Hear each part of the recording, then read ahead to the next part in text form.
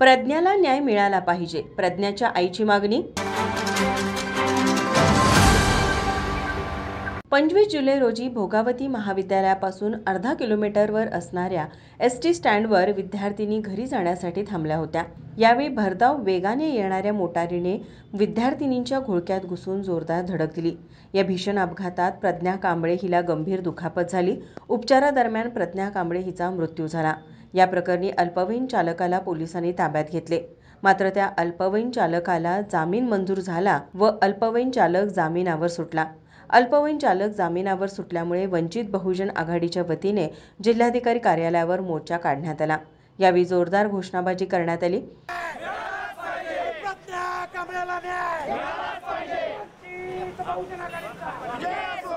आपल्या मुलीला न्याय मिळायला हवा अशी मागणी प्रज्ञा कांबळेच्या आईने केली आहे।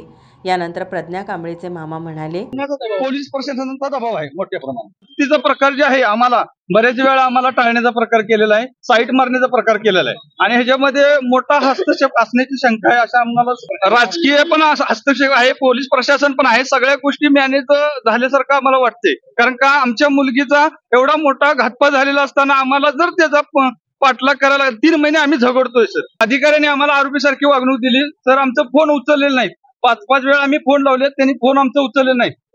आमचं स्टेटमेंट घेण्यासाठी आम्ही स्वतःहून फोन करत असताना देखील आमचं त्यांनी फोन उचललेलं नाही आणि गुन्हा दाखल करायला टाळाटाळ करतात। आणि ज्यावेळी तपास केलाय, स्थानिक तपास केलाय, तो तपास सर त्या ठिकाणी टायरचं वन नाही असं तपास केलेला, एकदम सॉफ्ट तपास केलेला आहे। या गुन्हेगारांच्या वरती सदोष मनुष्यवधाचा गुन्हा दाखल झालाच पाहिजे, 302 कलम लागलंच पाहिजे आणि अॅट्रॉसिटीचा कलम त्यांना लावलंच पाहिजे।